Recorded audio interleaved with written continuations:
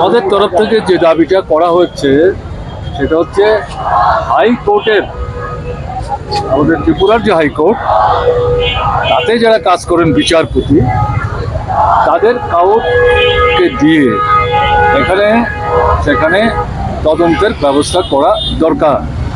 কারণ অনুরাগের এই যে অস্বাভাবিক মৃত্যু, এটা অভাবনীয়। তাকে আমি জানি, 20 বছর রাজ্য সরকারের দায়িত্ব নিয়ে কাজ করার সুযোগ আমার ছিল। তাতে একটা ভালো সময় অনুরাগ এসডিপিইউ থেকে আইজি ল অ্যান্ড অর্ডার পর্যন্ত কাজ করেছে ভাগে ভাগে। শেষ পর্যন্ত সে ডিজি হয়েছে, সেই সময় তো আমরা সরকার। কাজেই এটা অবিশ্বাস্য। এবং রাজ্যে যা ঘটনাবলী চলছে গত 8 বছর, 8.5 বছর যাবত,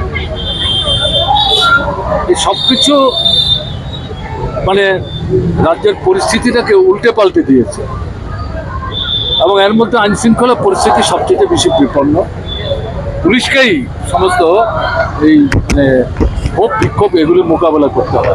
স্বাভাবিক কারণে ডিজিপি হিসেবে তিনি একটা গুরুত্বপূর্ণ ভূমিকা নেওয়ার চেষ্টা করেছেন।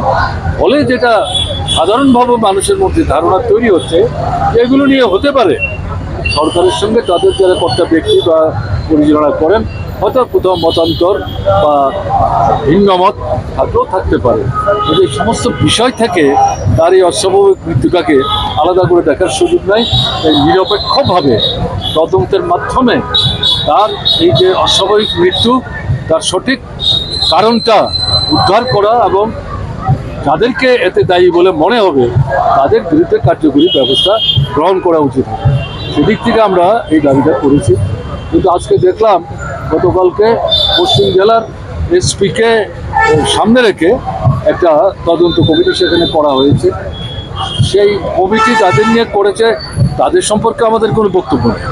ব্যক্তিগতভাবে তাদের চিনিও না, জানিও না। সরকার তো এটা করতেই পারে, কিন্তু এটা কার মৃত্যুর তদন্ত করছে? ডাইরেক্টর জেনারেল অফ পুলিশ, এবং ডাইরেক্টর জেনারেল অফ পুলিশ মানে কি অনুরাগ ধ্যানকরের মতো লোক। আজকে এরকম একটা জায়গায় যে প্রশ্নটা বিভিন্ন দিক থেকে উঠেছে যে হাইকোর্টের বিচারপতি, প্রধান বিচারপতির মানে নজরদারিতে